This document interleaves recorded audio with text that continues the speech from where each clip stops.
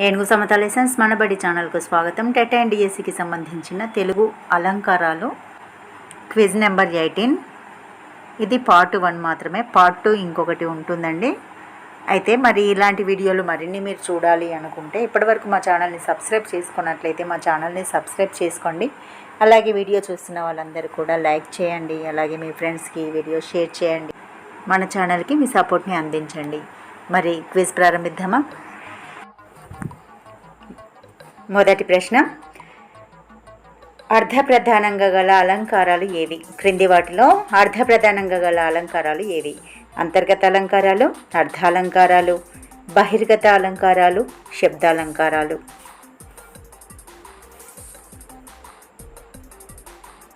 సరైన సమాధానం అర్ధాలంకారాలు. ఇందులో అర్థం ప్రధానంగా ఉంటుందండి. ఇవి అర్ధాలంకారాలు అవుతాయి. రెండవ ప్రశ్న, శబ్ద ప్రధానంగా గల అలంకారాలు క్రింది వాటిలో ఏవి? బహిర్గత అలంకారాలు, అంతర్గత అలంకారాలు, అర్ధాలంకారాలు, శబ్దాలంకారాలు.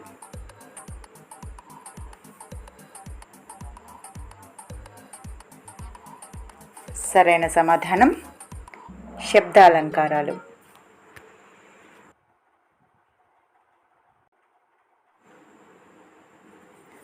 తర్వాత ప్రశ్న, ఉపమేయాన్ని ఉపమానంతో రమణీయంగా పోల్చి చెప్పడం. 1 ఉపమాలంకారం, 2 రూపకాలంకారం, 3 ఉత్ప్రేక్షాలంకారం, 4 దృష్టాంతాలంకారం.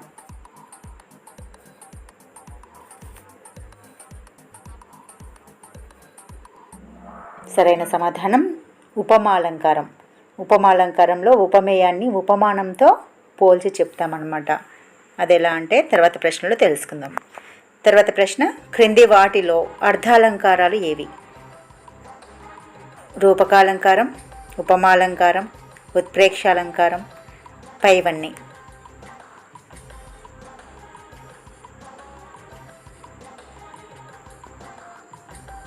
సరైన సమాధానం పైవన్నీ కూడా అర్ధాలంకారాలే అండి. రూపకాలంకారం, ఉపమాలంకారం, ఉత్ప్రేక్షాలంకారం ఇవన్నీ కూడా అర్ధాలంకారాలు. తర్వాత ప్రశ్న, క్రింది వాటిలో అర్ధాలంకారం కానిది?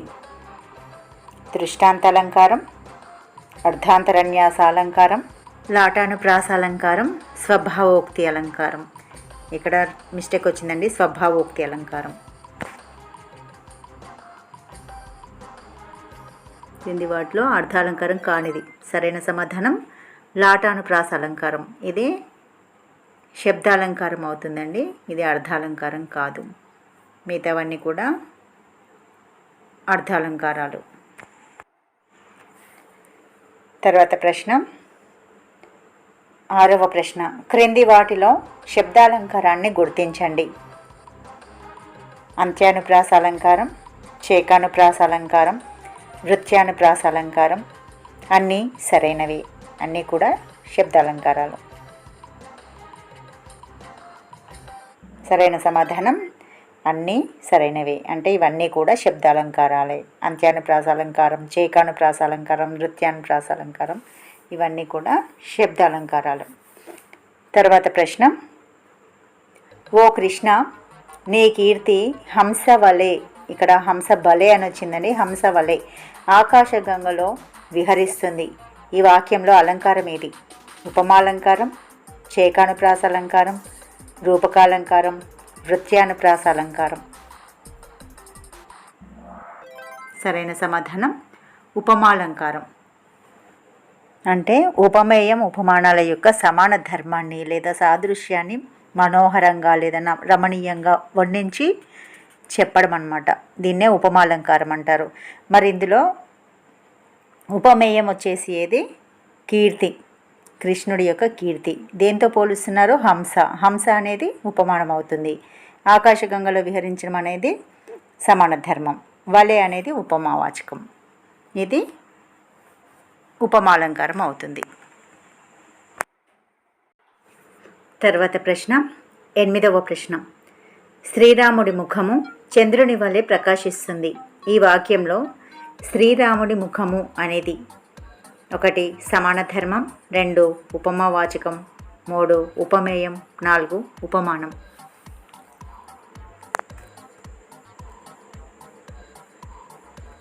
సరైన సమాధానం ఉపమేయం.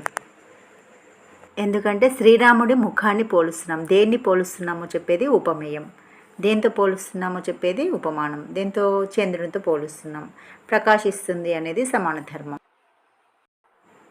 తర్వాత ప్రశ్న 9వ ప్రశ్న.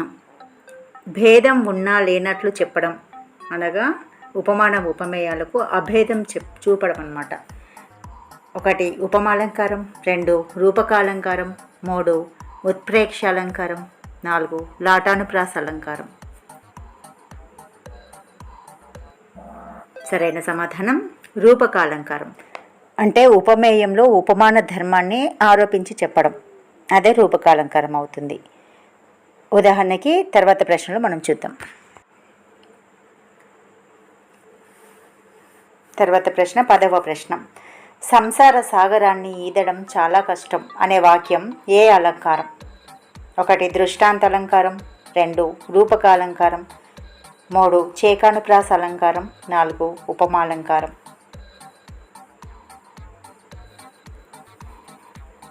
సంసార సాగరాన్ని ఈదడం చాలా కష్టం అనేది సరైన సమాధానం రూపకాలంకారం. ఇక్కడ ఏది ఉందండి? సంసారం అనే సాగరం, అది చెప్పకనే చెప్తున్నారు. సంసారం సాగరం 2 ఒకటే అన్నమాట. పోల్చి చెప్పడం. సంసారాన్ని సాగరంతో పోలుస్తున్నారు, కానీ అలా పోల్చినట్టు లేదు. అభేదం చూపిస్తుంది ఇక్కడ. కాబట్టి ఇది ఇలాంటి వచ్చేవి రూపకాలంకారం అవుతుంది. ప్రశ్న.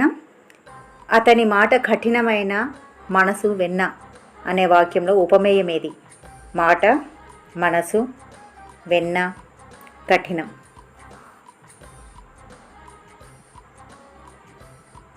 సరైన సమాధానం మనసు. అతని మాట కఠినమైన, మనసు మాత్రం వెన్న. మనసును వెన్నతో పోలుస్తున్నారు. అంటే భేదం ఉంది కానీ లేనట్లుగా చెప్పినట్టుగా ఉంది. భేదం ఉన్నా లేనట్టు చెప్పడమే, అభేదం చెప్పడమే రూపకాలంకారం అవుతుంది. తర్వాత ప్రశ్న 12వ ప్రశ్న. మా నాన్న చేసే వంట నలభీమ పాకం అనేది అతిశయోక్తి అలంకారం, రూపకాలంకారం, స్వభావోక్తి అలంకారం, ఉపమాలంకారం. మా నాన్న చేసే వంట నలభీమ పాకం అనే వాక్యం. సరైన సమాధానం రూపకాలంకారం. ఇక్కడ నాన్న చేసే వంట నలభీమ పాకంతో పోలుస్తున్నాం అన్నమాట. అంటే నాన్న చేసే వంట నలభీమ పాకం. ఇక్కడ ఉపమేయం నాన్న చేసే వంట, ఉపమానం నలభీమ పాకం. ఇలా చెప్పకనే చెప్తున్నాం, అభేదం అనేది కనిపిస్తుంది. తర్వాత ప్రశ్న 13వ ప్రశ్న. ఉపమేయాన్ని ఉపమానంతో ఊహించి చెప్పడం. రూపకాలంకారం, దృష్టాంత అలంకారం, ఉత్ప్రేక్ష అలంకారం, అతిశయోక్తి అలంకారం. ఉపమేయాన్ని ఉపమానంతో ఊహించి చెప్పడం అనేది సరైన సమాధానం ఉత్ప్రేక్ష అలంకారం అవుతుంది. ఏదైనా మనం ఊహించి చెప్పామనుకోండి, అది ఉత్ప్రేక్ష అలంకారం అవుతుంది. అది ఎలాగో తర్వాత చూద్దాం. తర్వాత ప్రశ్న 14వ ప్రశ్న. తర్వాత 14వ ప్రశ్న. వంగిన చెట్టు కొమ్మ, ఇక్కడ మిస్టేక్ వచ్చిందండి. వంగిన చెట్టు కొమ్మ గొడుగు పట్టినట్లు ఉందా అనేది ఏ అలంకారం?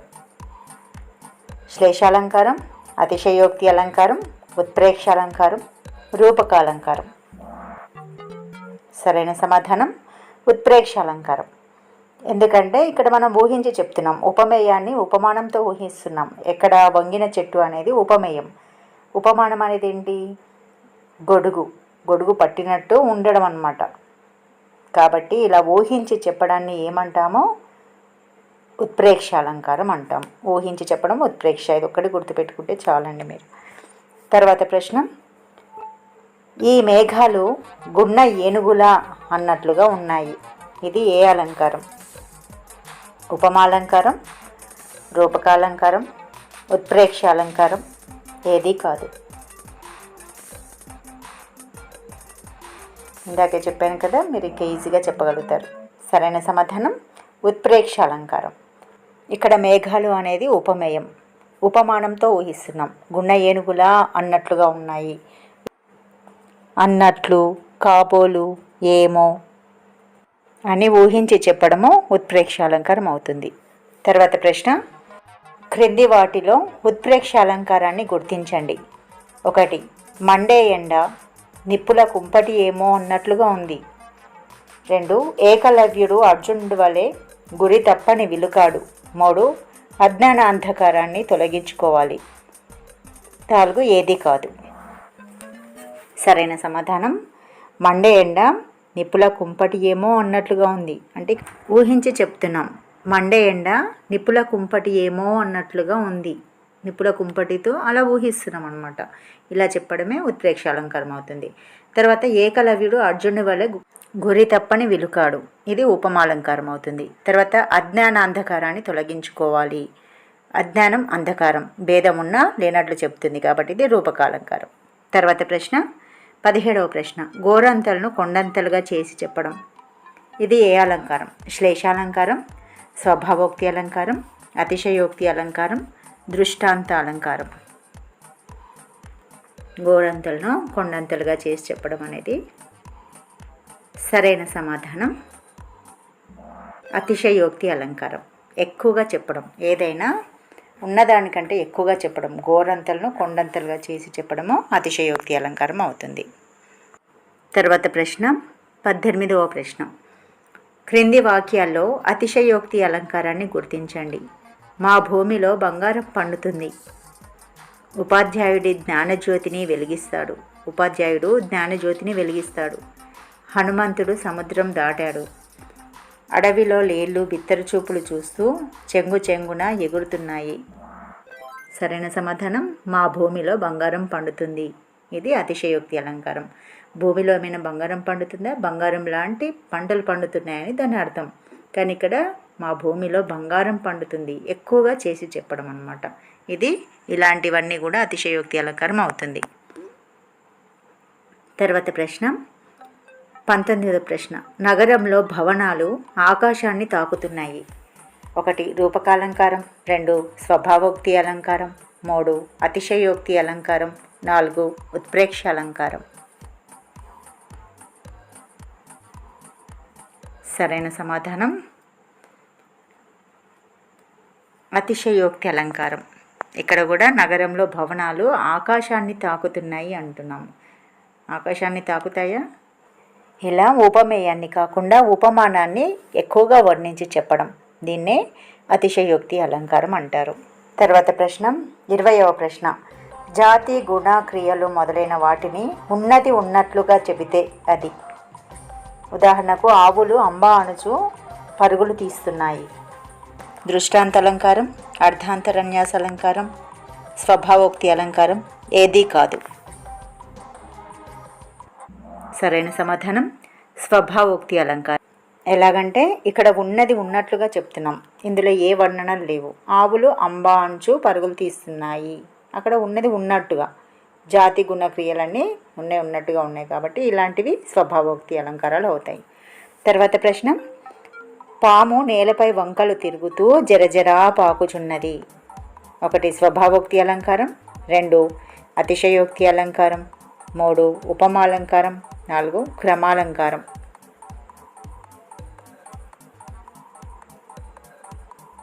సరైన సమాధానం స్వభావోక్తి అలంకారం.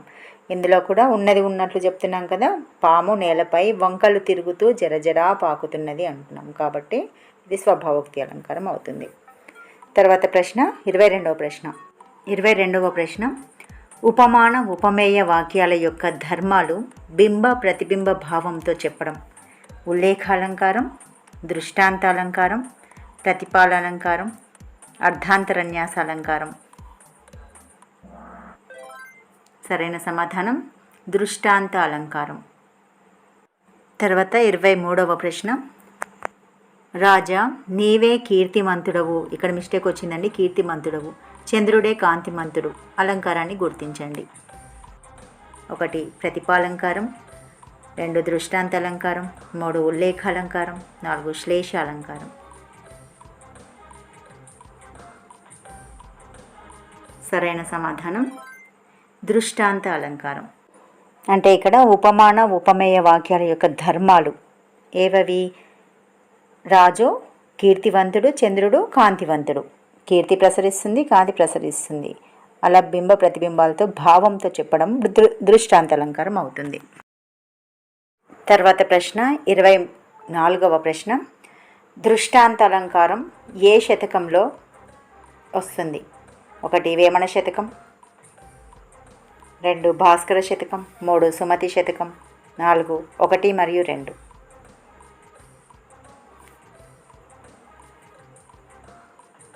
సరైన సమాధానం 1 మరియు 2. ఏవేవి? వేమన శతకం మరియు భాస్కర శతకం. ఈ 2 శతకాలలో మనం ఎక్కువగా దృష్టాంత అలంకారాలని చూస్తాం. తర్వాత 25వ ప్రశ్న. అల్పుడెప్పుడు పలుకు ఆడంబరముగాను, సజ్జనుండు పలుకు చల్లగాను, కంచు మ్రోగునట్లు కనకంబు మ్రోగున. ఈ పద్యంలో గల అలంకారం స్వభావోక్తి అలంకారం, దృష్టాంత అలంకారం, అర్ధాంతరన్యాస అలంకారం ఏది కాదు? సరైన సమాధానం దృష్టాంత అలంకారం. ఇది వేమన పద్యం అండి. ఇందులో దృష్టాంత అలంకారం కనిపిస్తుంది. అల్పుడెప్పుడు పలుకు ఆడంబరముగాను, అల్పుడెప్పుడు చాలా గొప్పలు పలుకుతూ ఉంటాడు. అలాగే సజ్జనుండు పలుకు, మంచివాడు చల్లగా నెమ్మదిగా మాట్లాడతాడు. అలాగే కంచు మ్రోగునట్లు కనకంబు మ్రోగున. ఈ విధంగా ధర్మాలను తెలియజేస్తుంది. అంటే అల్పుడు డాబుగా మాట్లాడితే సజ్జనుడు నెమ్మదిగా చాలా చక్కగా మాట్లాడతాడు. ఇలా ఉపమాన ఉపమేయాల యొక్క ధర్మాలను తెలియజేస్తుంది. అలాగే బింబ ప్రతిబింబ భావంతో తెలియజేస్తుంది. కాబట్టి ఇవన్నీ కూడా దృష్టాంత అలంకారం కిందకి వస్తాయి. ఫ్రెండ్స్, ఇలాంటి వీడియోలు మీరు మరిన్ని చూడాలి అనుకుంటే ఇప్పటి వరకు మా ఛానల్ని సబ్స్క్రైబ్ చేసుకున్నట్లయితే మా ఛానల్ని సబ్స్క్రైబ్ చేసుకోండి. అలాగే ఈ వీడియో నచ్చినట్లయితే లైక్ చేయండి, మీ మిత్రులకి షేర్ చేయండి. Thank you for watching.